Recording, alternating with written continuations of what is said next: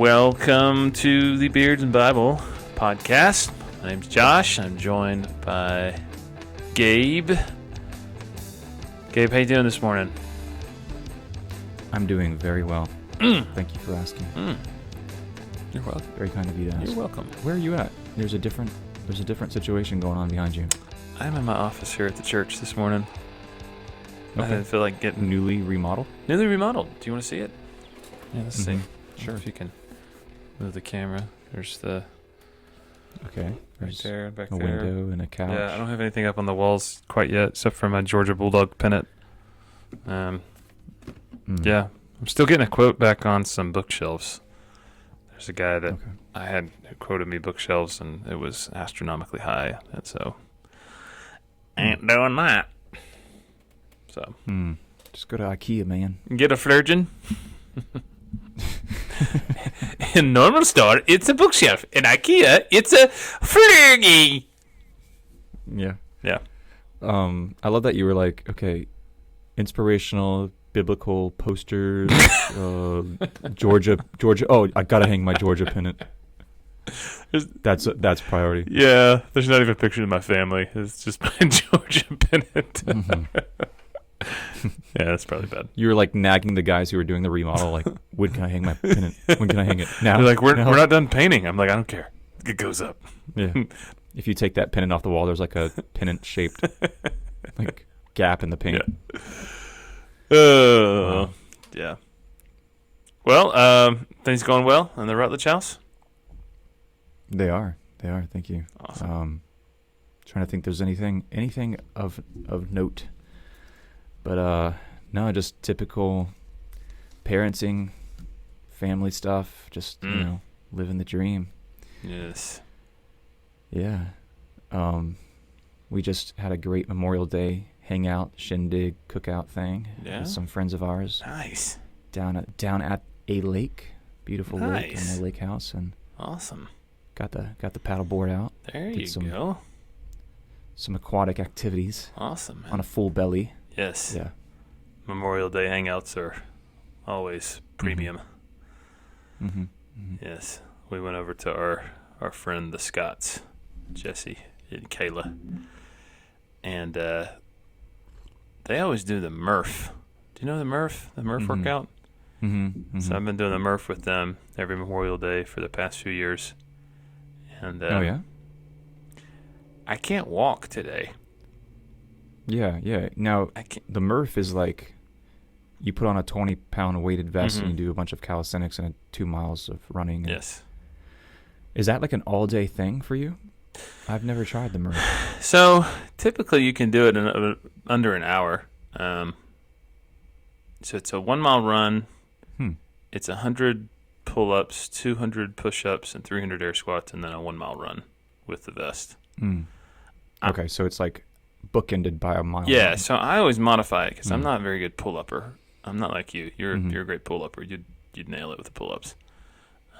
So I did rings. I did ring rows, 100 ring rows. And man, I've been running so much that I haven't really. I mean, honestly, like I think the last time I did push-ups and pull-ups was this time last year at the Murph 2022. But Oh wow, so I bet you're super sore. oh my gosh, man, sore isn't the word for it. Like I can't even like doing this. Can't even. If you're listening, you're like, what is he doing? Wouldn't you like to know? Yeah, lifting my arm. I can't do it. It's hard to do. So, but yeah, some of the guys and gals that come out are like me. We're not really CrossFitters, and so we just kind of tag along and have fun. And others are serious CrossFitters, and those folks are really impressive to watch. Cause Now, do they do the whole CrossFitter pull-up thing where they're like their body is writhing and they do. What's that called? contorting? Kip. I think that's the name of it. Kip. Yeah, some of them do. But honestly, man, to do 100 pull-ups, that's kind of the only way to do it, unless you're like a Navy SEAL. With a 20-pound weighted vest on. Yeah. So, it's still super impressive to see some of them do it. Yeah. But, yeah, no, it's always a good time with it. But, yeah, my wife was making fun of me last night. It's hard when you're sore and you have 3 young kids because they don't get it. So they, dive bomb into your lap with their hard skulls right into your thigh, and it hurts really bad. So this might be too much information, but I was so sore last night. My wife was at her life group. I tried to get the soreness out by soaking in the tub, and I got in the tub, and then I didn't think about what goes in the tub must come out of the tub. I almost got stuck in the bathtub by myself at the house. And, that was a concern. That was a real concern. Yeah, you would have been like 3 hours. You would have been like a giant prune sitting in the tub. My wife's just in her life group talking about Jesus, and there I am at the house. You need like a life alert message you wear in the tub. Beep, beep, honey, I can't get up. Yeah, so. Anyway, that would have been a good scene from a movie. Wouldn't that be a funny movie? You like my transition? It would be a good movie. Yeah, we should talk about movies because people watch movies a lot in the United States of America and elsewhere, and usually they influence culture, and culture influences movies. And absolutely, yeah. Gabe, what's your favorite movie? All about. Man, it's a toss-up between Napoleon Dynamite and Defiance, a movie called Defiance. Oh, yeah. Have you seen that? With Daniel Craig and Liv Schreiber. Yeah, that's a great movie. Huh. Yeah, what about you? What's your favorite movie? What's your favorite movie? Saving Private Ryan. It's probably my favorite movie. Yeah. Independence Day. Independence Day, yeah. Close second. Yeah, Shanghai Nights with Jackie Chan and Owen Wilson. Anything Jackie Chan. Anything with, early Owen Wilson before he found his groove. That's, Behind Enemy Lines, that kind of stuff. No, Saving Private Ryan, I think. Yeah, that was like, it was definitely a monumental movie when it came out, like it's in terms of the special effects and the intensity of it. I mean, when that ramp dropped, it was like everyone that went to that theater was like, what did I just get myself into? Yeah, I'm a big World War II history guy, so I had read D-Day by Stephen Ambrose, and then I watched Saving Private Ryan after reading D-Day, which is the seminal work of history on the Normandy invasions. And so watching that film after having read a book of history about it is pretty amazing. Just the little things they got right. So I always love movies that kind of get into the details of that. So what's a good movie you've seen recently? That is a good question. So this podcast episode is going to be filled with me going like, no, I haven't seen that yet. I haven't seen that. Because I am so lazy about watching movies and shows. I just have so short of attention span that I cannot sit. And it's usually around my bedtime, so I'm usually just like going conscious by the time. Right. You have cinematic narcolepsy. A good movie we've seen recently. Man, that is a tough question. I don't know. I'm going to pass and let you answer. Okay. What's something you've seen recently? So Jenny and I like to do this thing where every year after the Oscar Best Picture nominees come out, we will work our way down that list of like Best Picture nominees. And so I've watched most of the ones that got nominated for the Best Picture this past year. And I would say my two favorite from the ones that got nominated, one called The Fabelmans. It was directed by Steven Spielberg, and it's essentially a biopic of Steven Spielberg's life and his family. Really, really, really good. And then All Quiet on the Western Front. Yeah, I need to see that. Oh, man. It was good? It was phenomenal. Yeah, it's in German, so you got to watch subtitles, or you got to watch the dub version. But, probably, one of the more realistic World War I movies that's out there.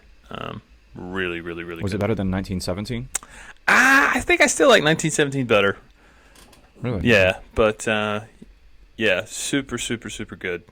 Because it tells the story from a different vantage point. It's the German forces in World War I. But yeah, I remember that was a very influential movie in high school. Watching the old one with the, it came out in the 80s or something. Yeah. And watching that, at the very end when he reaches for the butterfly or whatever. Yeah. Yeah. Yeah. Yeah. So, did they do that towards the end of the movie? I'm not Did going to give away spoilers. Okay. Guys, someone wants to watch it on Netflix, you can. Yeah. So, obviously, as a pastor and a follower of Jesus, not every movie that comes out I'm able to watch, because obviously there's some that's like, okay, there's some things in that movie, just content-wise, that are not things I need to put into my mind and I need to put my eyes before. So, got to be careful and filter in terms of content. But I think what's always interesting is that is my wife and I kind of work our way through that list every year. It's almost like we get to put our finger on the pulse of the worldviews that are being batted around by people in Hollywood and writers. And it's almost like you get to see how people who do not know Jesus make sense of some of the big questions of life. And so that's kind of what we're going to talk about today. How do films preach a sermon?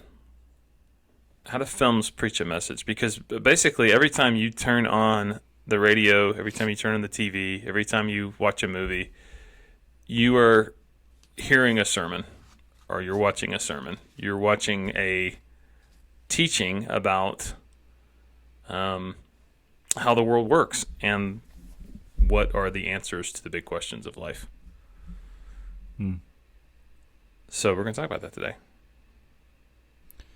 I can finally answer the question, but I'm going to rephrase the question. What's a terrible movie you've seen recently? And that was last week. I watched the new Top Gun. Unfortunately, you didn't like it. I despised it. Oh man, awful. You just don't like Tom Cruise. Is that it? I do like Tom Cruise. Okay. And I woefully regretted watching that. Really? Yeah, the new Top Gun. Yeah. Wow. So, anyways, that's too bad. Yeah. I thought it was campy and cheesy, but I thought the first one was campy and cheesy, but we didn't know it because it was the 80s and everything was campy and cheesy. And maybe because I didn't watch the original. I didn't go into it expecting that cheesy, and I didn't know that was like an intentional thing. It was everything was kind of a nod and flashback to the original. Yeah, that's why I didn't like it. That's why. Yeah. Oh well. So somebody's worldview is their way of understanding reality, and it's really the answers to the big questions of life that every human being asks. And so we're going to look at like 5 basic questions of a worldview. First is the question of origin, and that is, where do we come from? Second is the question of identity. Who are we? The third is the question of meaning. Why are we here? The fourth is the question of morality. How should we live? And the fifth is the question of destiny. Where are we going? Where are we going? Or if you're Dave Matthews, where are we going?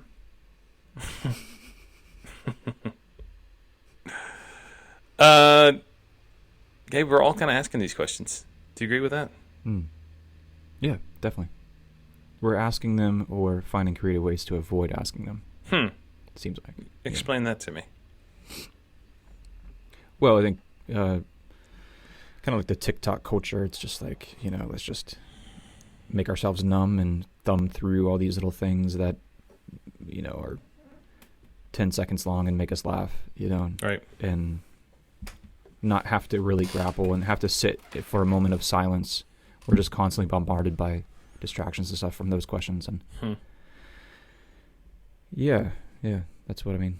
It's just, we would, if given the opportunity, we would, and when I say we, kind of like collectively, we would probably avoid those questions if we could, if there's a lot of question marks that come with those, right. What I'm saying? Yeah.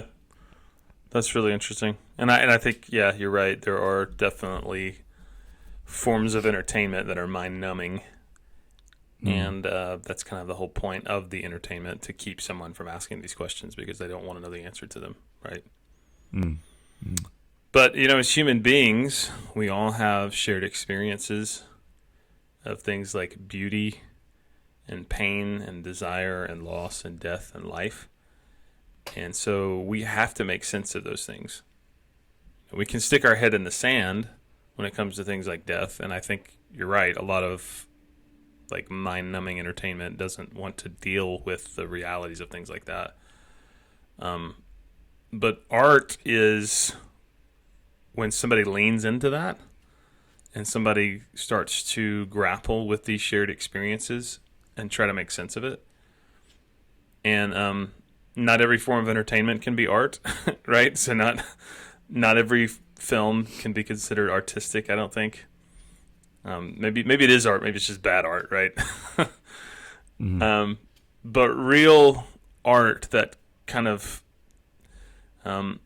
touches the soul and moves the emotion is the kind of medium that really starts to try to answer those questions and grapple with those shared experiences. And I think for you and I mean, we're both musicians, and so like when we listen to music and stuff, I think for me at least, and I'd love to hear your thoughts. I mean, I only like music that, especially songwriters that get into those sorts of things. Like the Killers album that came out in 2022 or 2021, Pressure Machine, essentially a concept album about growing up in a small Mormon town. And I was listening to it last night. And it's powerful. It's dark and it's haunting and it's beautiful, and it like talks about all these things like death and life and hypocrisy and religion, and it's like you get into it and you're like, man, this is like for real, right? And it touches your soul because you're like, man, I relate to that. I resonate with that. That's art, right? For you, is it the same way with music? I mean, do you prefer music that's more of that, or? I think you've always been a deeper thinker than I have. I do value that a little bit, but I don't think as much as you do, and that probably correlates over into like films. I remember. Did you ever take in college? Did you ever take a intro to film or something like that? I don't think so. Called, no. With Dendrinos, I think his name was. Oh, my brother had Dr. that class. Yeah, I never took it. Yeah, so like we'd have to watch a movie throughout the week, watch a film. Let's call them films. Can't call them movies if it's yeah. So we would watch a film, and then we'd have to come back to class and write a response about it or talk about it. And just the level at which people would dissect the storyline and stuff, I'd be like, oh, I just like the part where he punched the guy and he just like, you're like, I watched Die Hard really, and yeah. And they're all like, yeah, it's like he's two different people competing with himself, and it's like, he's trying to save everyone after now everyone's trying to save him and all this. I'm like, what? No, I didn't see any of that. It's just funny. I've always been, I don't know, kind of simple that way. That's all right. Nevertheless, though, films can be very powerful, and they can be very persuasive. So, obviously, educational films have played a big role in helping shape the way people think. But then, like, it gets more insidious when you start to study propaganda films. So, 1915, The Birth of a Nation was a very powerful film that kind of, in some places, helped protect and sanction the Ku Klux Klan because of this propaganda film that came out in 1915. Pretty dark stuff. Soviet propaganda films in the 1920s. You could talk about North Korean propaganda films in the 1970s and 80s that basically control how people think in places like North Korea or in the Soviet Union. The Triumph of the Will in 1935, which was a Nazi propaganda film.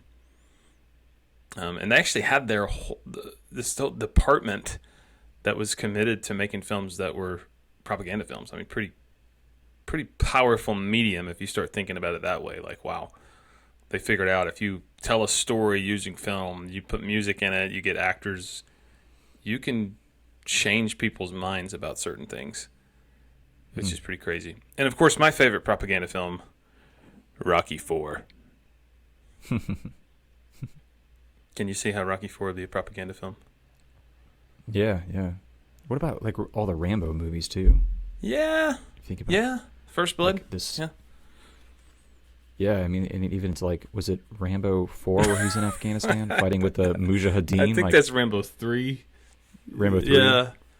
Is there a Rambo 4? I think they keep trying to resurrect that franchise, and Stallone's okay. like, I'm 80 years old, let me die. And they're like, Let me die in peace. no, go out there. Yeah. Yeah. First Blood, the first Rambo movie, is probably the most artistic, and then they were like, hey, what if we just made him blow things up from... Yeah. Well, the common denominator is like he's fighting communism, he's fighting the Soviets. Yeah. It's during the Cold War and stuff. Yeah. So films can change how you think about things, or feel about certain topics, or people, or groups, or issues. So the original Rambo is called First Blood, and if you remember, John Rambo in First Blood is a Vietnam veteran who is a vet coming back from the war, and he just wants to be left alone, and nobody will leave him alone. And so then he uses all of the things that he learned from the U.S. military to kill everyone. And essentially that was, raising awareness of the plight of Vietnam veterans coming back from the war. Mm-hmm. But then movies like Philadelphia with Tom Hanks and Denzel Washington, that was made during the AIDS epidemic. And so that was about the gay community in Philadelphia and how that was kind of happening at the time. The Life of David Gale in 2003, that was about the death penalty, kind of a hot button topic. Debut, 2008, made during the 2008 election purposefully and unapologetically to sway the votes of people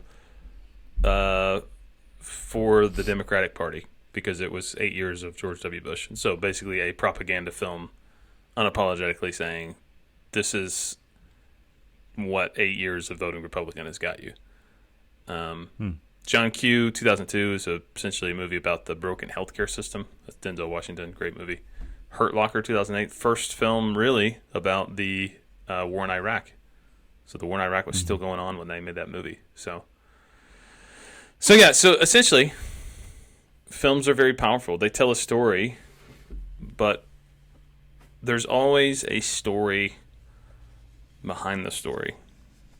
And that's kind of what we're talking about today. And the story behind the story is the story of life and humanity, the answers to the questions of origin, identity, meaning, morality, and destiny. So chances are that writer, that director, that producer, that artist is using that medium of film to try to share with you their worldview, what they believe about that topic, what they believe about that issue, and ultimately what they believe are the answers to the big questions of life. Like, who are we? Where did we come from? Where are we going? What does it all mean? All that stuff. So let's get into that. The story behind the story. Sound good? Let's do it. All right. Tell us about the very first story. We're going to explore the first worldview is atheism and nihilism, but is it nihilism or nihilism, tomato, potato. Yeah. Either way, it doesn't matter. Get it? That's a nihilism joke. Wow, yeah. Some of you got it, some of you didn't. It's funny, I was striking up a conversation with one of the carpenters who works for us, one of the trim carpenters, and I'm like, yeah, so he grew up here in southern Alabama and seemed like kind of like, the good old boy, but it's funny because I was like, trying to get to his worldview and trying to understand him more a little bit without kind of sounding cheesy or forced or anything. And I go, so did you grow up, church, or you go to church around here, or what's your story, And he goes, oh no, he says, I am a hopeful agnostic nihilist, just like that. And I was like, really, those don't fit in the same Hopeful sentence and usually. nihilism does not go together. Yeah. But it's just funny because he's just down there, like stapling baseboard on this wall, and he just turns up. He's like, "I'm a hopeful, agnostic nihilist." I'm like, "Wow, okay. You have a lot of time to think, I guess." Yeah. But what we're going to do is go through those questions of origin, of meaning, of destiny, and try to find some movies that fit these things. But what does atheism and nihilism, how does it answer the question of origin? Well, nobody knows, but it can't be God, basically. Yeah. Yeah, this is, I would say, the most hopeless when it comes to origin. It just says, we're all a product of chance and biological processes. Yeah. That we arose spontaneously out of the inert chemicals of planet Earth. Were the results of a big bang, where there's gases in the atmosphere and all sorts of different chemicals. And where they came from, everyone doesn't know. But it can't be God. Eventually, right? Yeah, exactly. Eventually, we created a biological soup out of which the first self-replicating living cells emerged. So yeah, pretty pointless, pretty hopeless, purposeless existence in terms of origin that sets us up for a pretty bleak outlook on life. Yeah. But in terms of who we are and our identity, it doesn't get any better. Because this worldview would say that humanity is simply the most evolved inhabitants of the Earth's ecosystem. And Richard Dawkins, happy fellow, is quoted, he says, "We are just survival machines, robot vehicles blindly programmed to preserve the selfish molecules known as genes." So human beings are no different from animals. We just happen to be more highly involved and sentient, and we have self-awareness, and animals don't, basically. Yeah. In terms of meaning, and what this worldview says, we're a universe. This is Richard Dawkins again. In a universe of blind physical forces and genetic replication, some people are going to get hurt, other people are going to get lucky, and you will not find any rhyme or reason in it, nor any justice, nothing but blind, pitiless indifference. Because DNA neither knows nor cares. DNA just is, and we dance to its music. And that's Richard Dawkins' book, River Out of Eden, a Darwinian view of life. So nobody knows why we're here, according to this worldview. We're just here, and we've got to figure it out for ourselves. Or maybe not. Yeah, it's interesting. I feel like that's become the predominant worldview of a lot of films I've seen recently, and I'll talk about one here in a minute. But it in some ways sounds empowering. Wow, we're here. What a mystery. My goodness, how did we get here? We don't know. Why are we here? We don't know. Who are we? Well, we're just like any other living thing. We happen to be sentient, and we've got to figure out meaning for ourselves, right? I mean, it seems empowering, but when you start leaning into it, you're like, man, that's pretty freaking hopeless and bleak. Yeah. And this is the worldview that is taught by taxpayer-funded education in the United States of America right now. And, we're going on a few generations of this being taught as the predominant worldview in schools to children. And so, this has a huge impact on not only the culture and our responses to it and morality, but also on media for sure. And what stories are being birthed out of this kind of hopelessness. Yeah. So it kind of leads us to the next one. How should we live? So what would the answer to that be according to this worldview? Well, here what we're going to do is break it into two different types of atheism. New atheism, which Luis Antony says, we find moral value to be immanence in the natural world, arising from the vulnerabilities of sentient or feeling beings, and from the capacities of rational beings to recognize and to respond to those vulnerabilities and capacities in others. And the other atheism, in terms of morality, would be classic atheism. This is kind of like Friedrich Nietzsche. He says, morality is neither rational nor absolute nor natural. At least he's honest, right? The world has Yeah, the world has known many moral systems, each of which advances claims universally.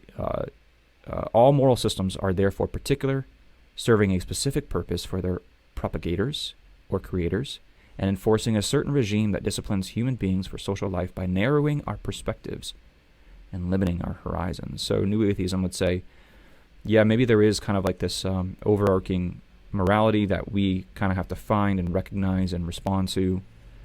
That's kind of within ourselves, whereas classic atheism would say it's every man for himself. Yeah.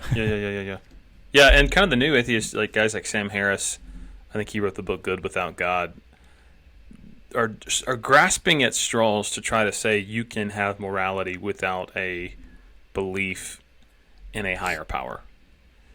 And they're trying really hard, and some of them are brilliant wordsmiths, but truthfully, it's a house of cards. I mean, why should you be moral if there is no God? If we came here because of chance, if we're nothing but highly involved life forces, and like, if there's really no meaning, we don't really know why we're here. Like, what's the point of morality, right? Mm-hmm. Yeah, and the question, it turns into like, I can fulfill my desires as an organism up into the point of hurting somebody. Right. But the problem is that people like hurting other people sometimes. Right. Yeah. Yeah. And it's all going to kind of fall down and settle on whoever has the biggest guns or the most money or both. Right. And that is the source of morality, unfortunately. Yeah. I think for a lot of people, the new atheism basically says, well, we're all here sharing the same planet, so goodness is whatever is best for all of us. That's what it means to be a good person.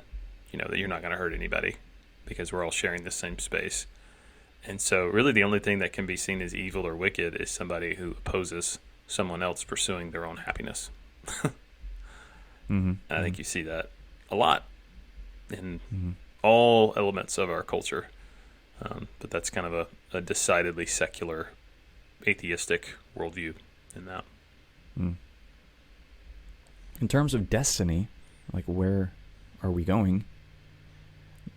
We have a quote in the notes here, Keith Cornish. He says, "The simple fact is that all life forms will end in death, and the elements of which they are composed return to the air and the earth to be taken up and recycled in some new organism." So in terms of destiny, it says this life is all that there is, and it's very short. We should expect, we should live it up to its fullest and pursue as much pleasure as possibly. And we should work to make the lives of future generations better, because that's the only moral kind of life we could live. So, yeah, very bleak, hopeless, purposeless. Yeah. Kind of, Kind of a restless way to look at it. Yeah. Mm-hmm. Yeah, so this is a very popular worldview, I think, for many people, not just in the U.S., but Western civilization as a whole. And so there are films that really kind of preach this message. And part of what got the wheels in my head turning to do this podcast episode is the film that won the Oscar for Best Picture this past year is a film called Everything, Everywhere, All at Once. Did you see that movie? Nope. This is my first. No, I have not seen it. You're like, get ready. Brace yourself. My first of many. Everything, Everywhere, All at Once is a very, very, very, very, very interesting film. I'll just put it that way. Highly entertaining. Visually stunning in terms of how it looks. There's some parts that I can't in good conscience recommend. I don't think it has any necessarily graphic things or anything like that. I mean, it's got some language and a couple other things. But the thing that disturbed me was not anything in the content. It was the philosophy that it pushed. Everyone was raving about the visual effects and the editing, and that, it was like the Matrix mixed with Train Spotting and all these amazing films, right? But I don't know, man. Like 2/3 into the story, when I started realizing the philosophy that it was pushing, I just got really, really, really sad. Because essentially it's the story of a family that they get caught up in the multiverse. Like there's multiple infinite universes. And they figure out how to jump between universes and multiverses. And then their daughter is known in the multiverse as basically becoming too powerful because she can be all of her supposed identities from the entire infinite amounts of universes all at the same time. It's great. It's weird to explain, but anyway. And you kind of lean into like, what does it all mean, right? What is the point of life? And essentially what Everything Everywhere All at Once communicates is that everything, everywhere, and all of these things mean nothing.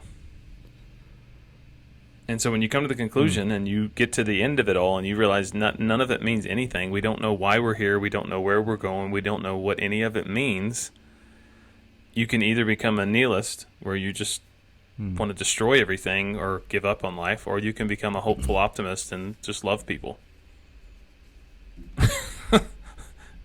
Yeah, but why? Yeah, what's the point of that? Exactly. Yeah. Exactly. And so, like the night I'm watching it, I'm looking up like a Christian response to try to figure out, man, what are Christians saying about this movie? And I found this article from equip.org, and this is what they wrote. In many ways, Everything Everywhere All at Once perfectly captures the zeitgeist of now. A generally agnostic and globalized world interconnected like never before due to advances in technology, unsure of how the story of everything begins or how it will end, desperately searching for meaning amidst an ever-changing sea of ideas in the ever-forward march of the good name of quote-unquote progress. And honestly, man, like I'm watching the movie and it's entertaining and it's trying to be hopeful at the end. Like, just love people, man. Just love people. And it's like, yeah, but like, if it doesn't mean anything other than what I say it means, what does love even mean? You know? Yeah. So anyway, interesting. That is the most awarded film of 2022. Wow. A movie that essentially says, it doesn't really mean anything. Nothing means anything. We don't mean anything. We don't know how we got here. We don't know where we're going. So just be nice. Be a good person. Yeah. That's scary. Yeah. Can you think of other films that might preach this message? Yeah, Stacey and I were talking about this last night. It's been a few years since I watched it, but remember Interstellar? Yes. Yes, I 2014? do. That's a phenomenal movie. Yeah. Yeah, so it's kind of this post-apocalyptic quest to find a more inhabitable planet for humanity because, Earth is just like burning up and there's, all kinds of natural disasters and stuff. And he ends up... It's really interesting because he ends up going into some kind of wormhole thing or black hole thing and then gets into a different dimension and is able to communicate to his family back on Earth. I'm not going to spoil it, but yeah, that's kind of like a hopeless scenario. Right. And there's no mention of a deity. There's no mention of this absolute sense of morality. The other one I was thinking of was a really dark movie. Have you ever seen The Road? Yes, I have, and I've read the book. That is definitely an atheistic worldview. Yeah. Yeah. Really hopeless. Yep. Post, I think I'm assuming nuclear Armageddon. Yeah. Cool. As a heavy. Yeah. movie. So the writer of that novel, Cormac McCarthy, he also wrote No Country for Old Men, and they made a film about that, which was phenomenal. It's a Coen Brothers film. Did you ever see No Country for Old Men? Nope, that's number 2. No, I have not seen it. Yeah, you would really like that movie. It's a really good movie. But okay. Yeah, it's kind of the... I don't know. I could push back on that to say that Cormac McCarthy might be more of a hopeful agnostic. Because in both of those novels, The Road and No Country for Old Men, there's a motif of the light. And so that's kind of the last little part of the novel, The Road. the Father says to the Son, carry the light. We have to carry the light. And yeah, it's like the whole goal of it is to try to get to the coast or yeah, something, right? There is a hope, right? Like there's direction and hope in the road, but it's very bleak and it's very dim, right? yeah. So one could say the light might be, humanism, or one could say the light might be faith in some higher power, but ultimately very, very bleak nonetheless. Kind of a classic film that preaches an atheistic worldview is a film called The Seventh Seal. It's a European film in 1957. If you've ever seen clips of a knight playing chess against the Grim Reaper, I think it's been parodied a lot, but that's from The Seventh Seal. But basically, it's a knight returning to Sweden after the Crusades, looking for answers about life and death and the existence of God. And he's playing chess against the Grim Reaper during the Black Plague. So, very bleak, very hopeless. Planet of the Apes. Did you ever watch the old Planet of the Apes in the 1960s and 70s? 3. No, I haven't. Is this my third? I think that's 3, yeah. Yeah, man, the original ones were dark, dude. Yeah. Yeah, I know the premise of it, yeah. But I just haven't watched it. Basically, human evolution has taken us backwards, so apes are the ones that are intelligent life forms, and humans are the ones who can't speak and can't talk and are, so pretty interesting worldview. And then Contact, we talked about Carl Sagan in our UFO episode, but Contact was his novel about life forms on other planets. And so a lot of sci-fi has this worldview. And it's really interesting just to kind of see there is, I think, an inconsistent philosophy in that we don't know how we got here. We don't know where we're going. We are all that there is. We've got to figure out meaning. So have hope. Be a good person. But that seems pretty inconsistent, right? I mean, because the big thing is, like, why should I be a good person? Why should I have hope if I'm just like a squirrel that gets hit by a truck, right? There's no difference between me and that squirrel. I think deep down people kind of know that hold on to this worldview, but they're trying really hard to grab hold of that house of cards that says there is morality and there is meaning and there is dignity to human life. But I don't think that's a consistent understanding of those things if you hold to this worldview. It's kind of non sequitur. I wonder if there will ever be like a collective rejection of this worldview in the West, especially at some point. Yeah, I don't know.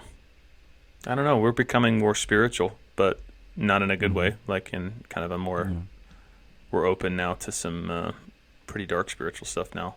But that kind of leads into story number 2. Tell us about story number 2. What's the second story that people believe about how we got here and where we're going and all that stuff? Yeah, it's going to be one of agnosticism, which is like we don't know. Agnosis is like we're not sure without knowledge. And hopeful universalism. We're going to package those together. In terms of origin, it's going to say basically we don't know for sure. There may or may not be a god or goddess, higher power, but we'll never truly know in this life. It'll say like there is probably a higher power out there, but we can't say for sure. Yeah. So we're thinking of looking at films that have this who we are in terms of identity. It says we matter a lot as humans. We may even be god or goddesses ourselves. Everyone is beautiful in their own way. Nothing is broken in us. And because of that, we have complete autonomy to make our own rules and live truth. In terms of meaning, we're looking for films that are going to say, we're here to be happy, to love, and to do good, but we get to decide what that means. In terms of morality, it's going to say anything that makes us happy is good. It causes anything that causes us to feel love or seems good to us. That's what is moral. It's going to have subjective authenticity and subjective morality, which that means basically it's going to change based on the subject that's viewing it, and the highest virtues. That's all subjective, as opposed to objective. Okay. Bad people are those who oppose happiness, or suppress authenticity, or cause other people to not feel love, and these bad people do harm or cause hurt to someone else. So that's what it says about morality. We're looking for films that do that. We're looking for films in terms of destiny.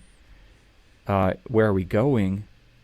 That there might be some sort of afterlife. It's a good one, and pretty much everyone goes, unless you're super evil, like a Hitler or somebody like that. Okay. So yeah, can you think of any films that preach this message, this worldview? Yes, I can. And that would be a film that came out this year and got nominated for an Oscar. It was very, very, very, very, very famous or popular. And that was the film called The Whale. Did you hear about this film? Yeah, Brendan Fraser. Brendan Fraser, the guy from The Mummy. Yeah. So, pretty interesting. He was a kind of action hero, and he was in like George of the Jungle, Blast from the Past, The Mummy, all those big films in like the 90s. And then he hasn't really been in much since then. And then he acted in this film and won the Oscar for Best Actor. So just as a performance from him is pretty amazing. It says, I was curious as I saw a preview for it. I have not seen it. Oh, big shocker there, yeah. Yeah. It says, I was curious of whether or not he put on all that weight, because he's in the movie. He's a 600-pound man, and I was curious, like, did Brendan Fraser like gain a lot of weight for the purpose of this movie? And it's interesting, but he wore 300 pounds worth of prosthetics. Yes. To play the role of Charlie. Yeah. For the actor's role, makeup and prosthetics designer Adrian Morot had to construct a wearable 600-pound man. Yeah, that's crazy. Yeah, it's an incredible performance. Darren Aronofsky was the director. He directed Requiem for a Dream and Black Swan and a lot of those movies. This was probably, this one was a mind bender. Like, I watched this movie with my wife, and for 2 or 3 days, like, my heart was super heavy because of kind of the message that it preached. So The Whale is about a guy named Charlie who is a morbidly obese shut-in who is dying of congestive heart failure because of his weight. He's over 600 pounds. He's on a nasal cannula with oxygen. And he's shut in. He teaches online classes for community college. And he is homosexual. You know that from the very first scene. Pretty much the only graphic scene in the movie. Like, the movie opens with him watching pornography, and you see that he's homosexual, and so it's like, okay, there's that. And basically there is like a evangelical church in the movie that's trying to proselytize him, that's trying to like save him, basically. And so this young evangelical missionary starts to visit him, and there's one scripture over and over again that gets quoted, and that's Romans 8:13, which talks about if you live according to the flesh, you'll die, but if you live according to the Spirit, you'll live. But then you find out that Charlie's late boyfriend, who's dead,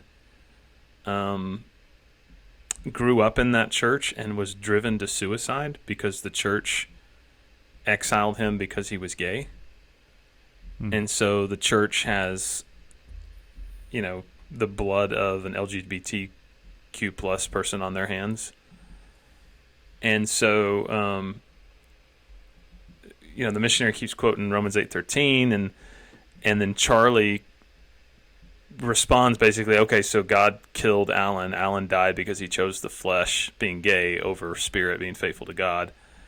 And there's one point of the film where Charlie says to the missionary, you think Alan died because he chose to be with me? You think God turned his back on him because he and I were in love? So man, it's really, really like the villain in the story is the church. The villain in the story are the Christians. And the dangerous philosophy in the story is Scripture. And so Charlie, his message is authenticity and kind of love is love, sexual freedom. He teaches this writing class online. He's always telling his students to be honest and to write honest things. And honesty is kind of honesty and authenticity are kind of the most important things in this story. But then you find out that Charlie's authenticity and honesty led him to abandon his wife and daughter to go be with another man. And so Charlie's daughter hates him. But Charlie was honest and Charlie was authentic because Charlie decided to be homosexual, right? And so honesty to self leads him to abandon his family, and then honesty to self is leading him to eat 2 entire pizzas a day to the point where he's dying because of his obesity. And so it's like a mind bender, because it's like, okay, so what do you say? Are you saying it's good to be authentic, but then like look at all the pain and all the hurt caused by his authenticity? And so like the biggest villain is whatever hinders authenticity, and whatever hinders authenticity in this story is the church and Scripture and the Bible. And the final shot of the whale is Charlie ascending into the light and lifting off the ground as he goes to heaven. Interesting. Yeah. And that is one of the most awarded films of 2022. A film that villainizes objective truth, Scripture, and basically says, be authentic. So it's a mind bender for sure, man. It's one of those things that if you're a Christian and you watch it, it messes you up, because you're like, wow, this is crazy. Yeah, that's really interesting. One that I was thinking about, and correct me if I'm wrong, but have you ever seen Life of Pi? Yes, I have. Yeah, absolutely. That would be this worldview. Yep. Yeah, kind of this. Well, I mean, it's a literal like salvation that is needed, because he's shipwrecked and on this boat with all these different zoo animals, right? And some of them want to kill him because they're getting hungry as well on this shipwreck. And the ending is really interesting, but it kind of has this universalist, hopeful, agnostic kind of vibe to it. Yeah. You remember the show Lost? I know we're talking more about films. I remember you and Stacy were really big into the show Lost. I watched the first 2 seasons, but I don't think I watched enough to kind of know what worldview it preached. So that would be hopeful universalism for sure. Yeah. I mean, it seems like everyone kind of in the show, all the characters end up in this church, and they all realize that maybe they were all dead this entire time, and they just needed to purify themselves, or some kind of like refinement process for them to be able to get into heaven. It's some kind of like purgatory thing. Interesting. Yeah, so I hope if you've never Spoiler alert, Lost, I just ruined the entire thing for you. But I'm okay with that, because I'm mad at the creators of Lost for such a horrible ending. Yeah. Do you know that show? I've never known anyone to watch that show that's not like white. Like the whitest show on television was the show Lost. If you're African American or you're Latino, please send me an email, because I would love to find out if you're a fan of Lost. Because all of my friends that are black, I ask them, I think, do you like the show Lost? They're like, no, I hate that show. That show's terrible. And then all my friends that are white are like, oh, the best show ever. So that's my theory. It's the whitest show ever, and I think it's called Lost because that's how I felt at the end of every episode. Lost. So yeah. Yeah, you cannot pick up in the middle of that show. No. Watching it, No. But yeah, I mean, I think this is probably one of the dominant worldviews of our day. Just a subjective authenticity, subjective morality. Bad people are those who say, there is objective truth, and no, you need to live according to a certain standard of right and wrong. Those are bad people, because who are you to get in the way of my happiness? And it's interesting that films are really kind of pushing this message. And I think the battleground where you really see this worldview conflict with a worldview that says there is such a thing as real truth is over the issue of sexuality. And the whale kind of does that in a very dramatic form. So, yeah. Let's move on to our next story within a story. And that'd be what, Gabe? Well, that'd be ones that teach a moralistic or therapeutic deism. And going through these questions of origin, where do we come from, this would say that there is a God who created us. He wants us to do good and not bad. God is generally uninterested, however, in the affairs of humanity and doesn't do much to intervene in our daily lives. In terms of identity, it says we are created beings that are here on earth to do good and not bad.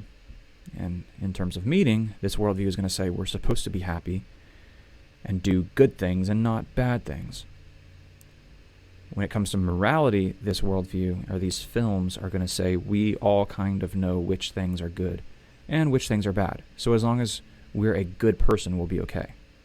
Okay. With destiny, this destiny, where we're going, this worldview is going to say there's a heaven and there's a hell. Heaven is good for good people and hell is for bad people. So it seems like we're getting more and more specific here with these worldviews. Oh. But one of the films I remember, I really like this film, which if you haven't seen it, you should check it out. It's called Ushpizin. Ushpizin. No, I have never seen that one. Yeah, it's Ush, like Ushpizin. And it's actually an Israeli movie. It's all in Hebrew. It's about these Orthodox Jews who are extremely poor, and they can't pay rent, and they live month to month trying to figure out how they're going to pay rent. And the festival of booths, the Feast of Tabernacles, or Sukkot, is coming up. And in this holiday, it's very important that you construct your sukkah outside your home, and then you fill it with guests. You have guests every night in your sukkah, and you feed them and you lavish them with entertainment and food and gifts and stuff. But they're super poor, and so it's a really cool. And they end up getting visited by these ex-convicts. They're like fugitives that have escaped prison. So they're on the run from the law, and they stumble into these people's sukkah, and they're like, "Wait a second, you're just going to feed us every night? You're just going to let us sleep here every night?" And so, it's interesting. They're Orthodox Jews, so they have this they have this deist worldview. Yeah. But they don't believe in Jesus, obviously. Right. But yeah, it is really interesting. There's a lot of praying. There's a lot of contemplating morality for sure. So I want to say that probably you saw this worldview in the early days of Hollywood. I'd say probably in the 50s and 60s, this would have been the worldview that most people would have had, right? So trying to find modern shows or movies with this worldview is actually quite difficult because I think most people don't have this worldview anymore in Hollywood. So I mean that would make sense that it's an Israeli film because this would have probably been the predominant Israeli worldview. There is a God, but he doesn't really, as long as you're good, you'll get in, right? Mm-hmm. Yeah, and that's kind of the essence, is like doing acts of charity and good deeds, and that pleases God. The other one, remember, this is super fuzzy in my memory, is it's gonna make you laugh. All dogs go to heaven.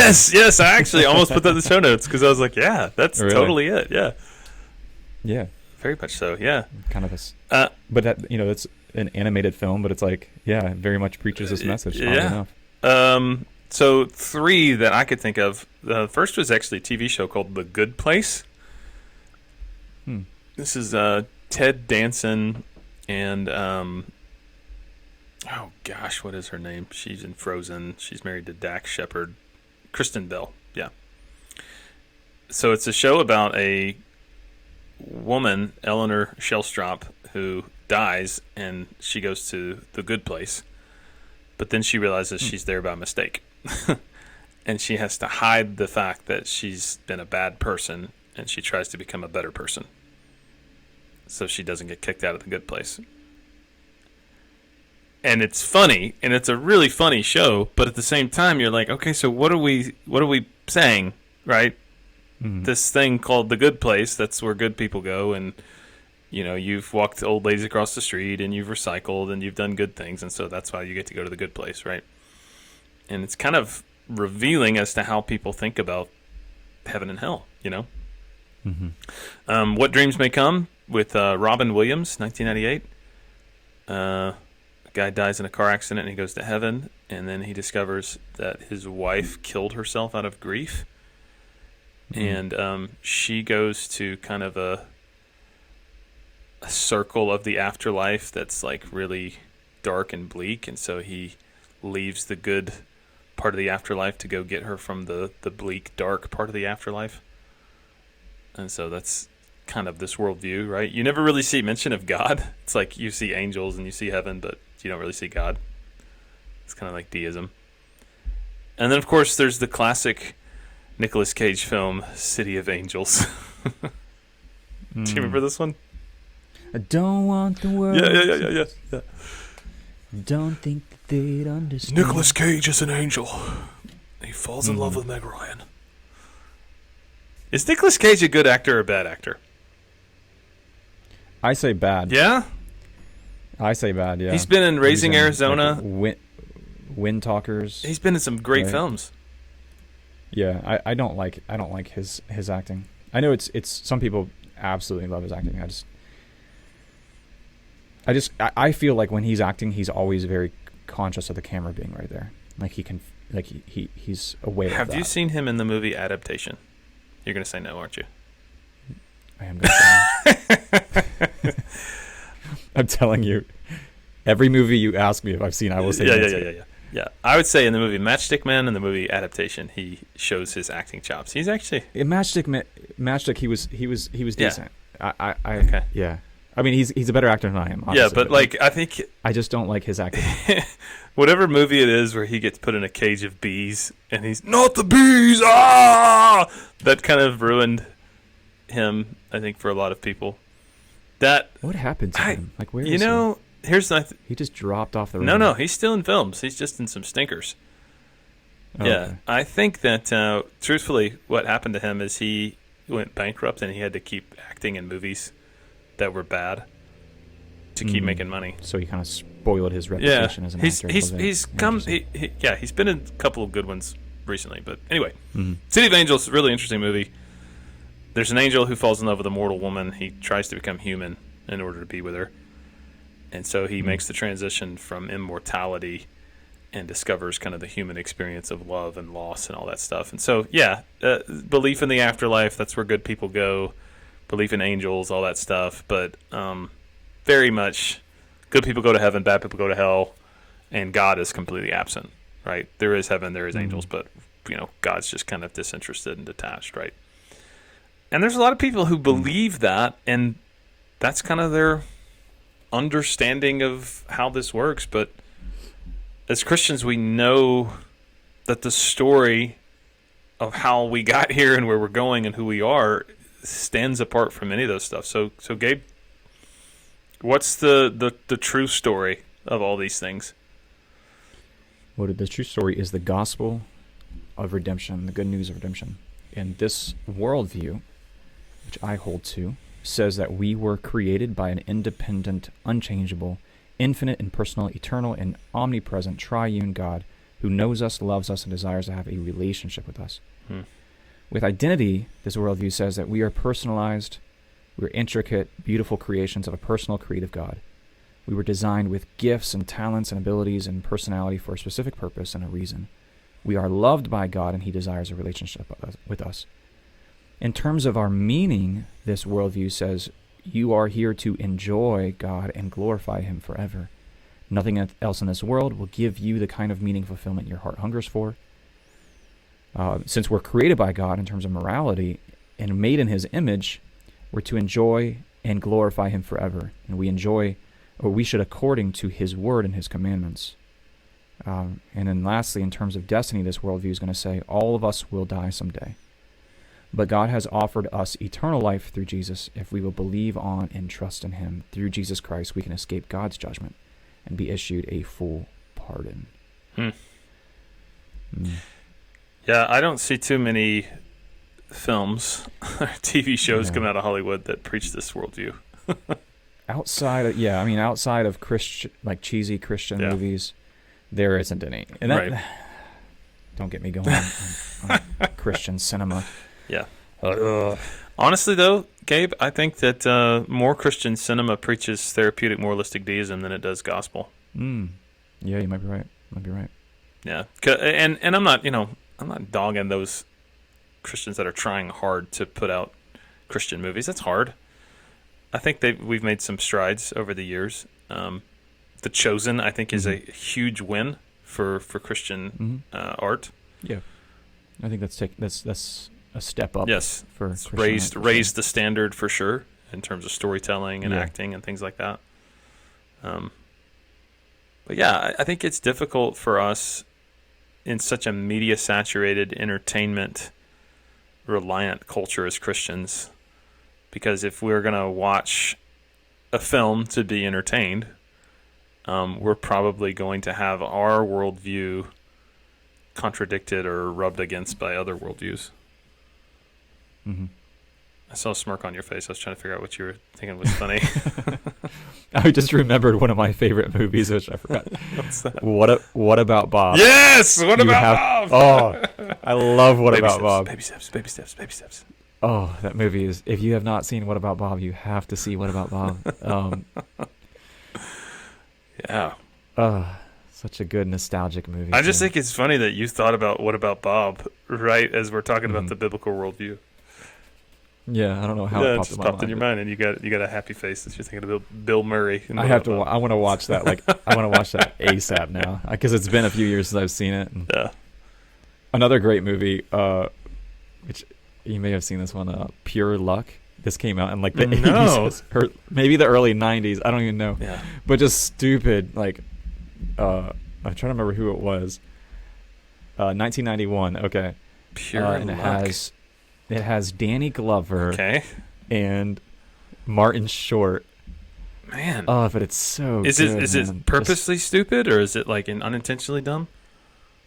It's about... So Martin Short's character is... He has horrible luck. Everything he does goes wrong.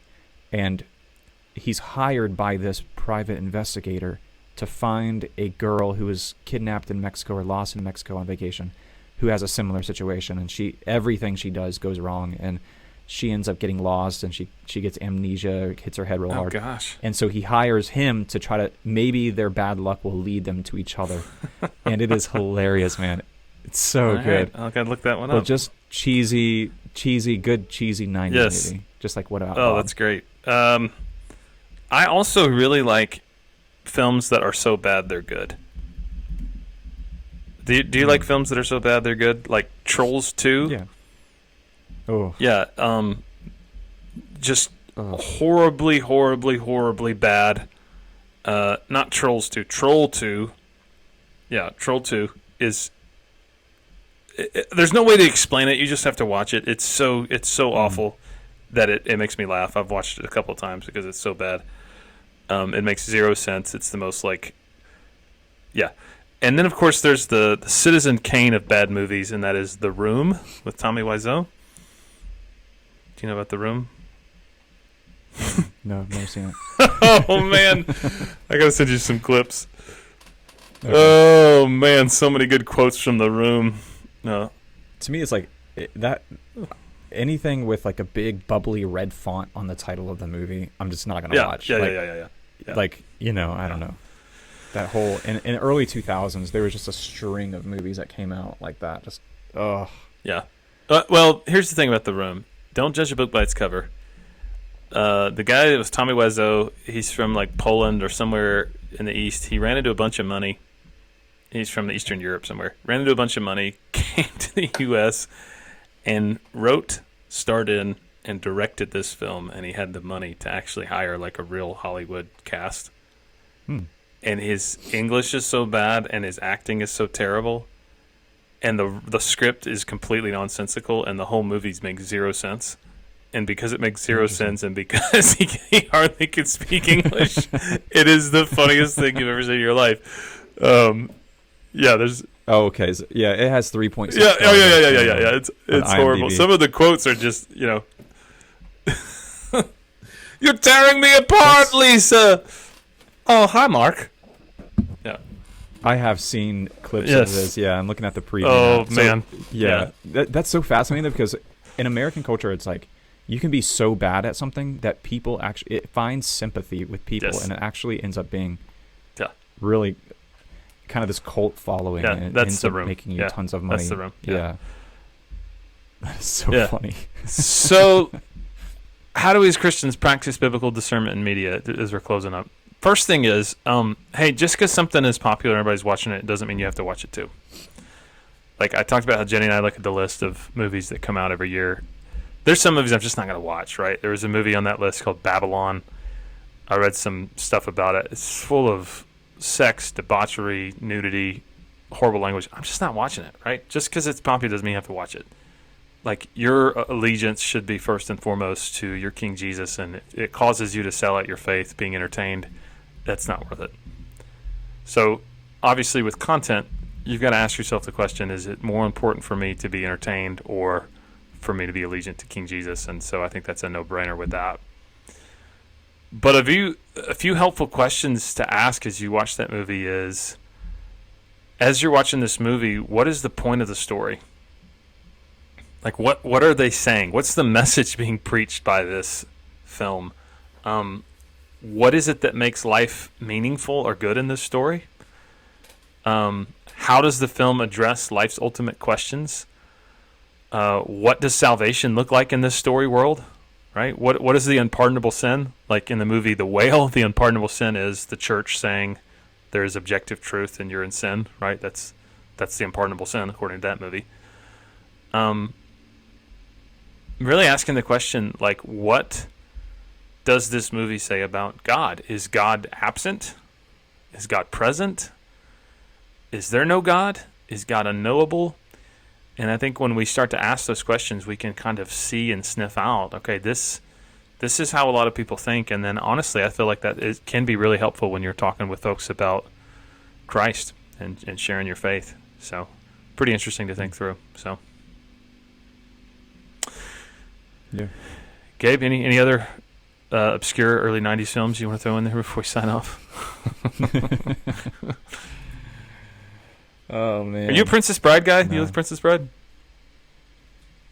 So I didn't watch Princess Bride till I married Stacey. Oh, your wife and would be then a big Princess Bride fan. I finally got to sit down and watch it. And yeah, it is funny. Yeah. So it didn't enter my life in that very formative stage of my life like it did her.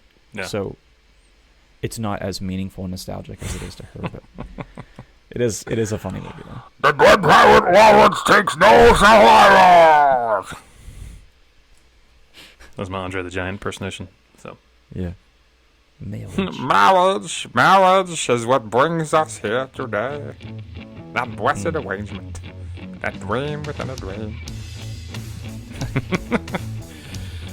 If you've got film suggestions for Gabe and I, especially really funny, obscure early 90s comedies, or for me, movies so bad that they're actually good, send them our way at beersandbiblepodcast@gmail.com. Leave us a comment on the Facebook or YouTube, and we will see you guys next time. Yeah, it's probably one of our more triggering episodes.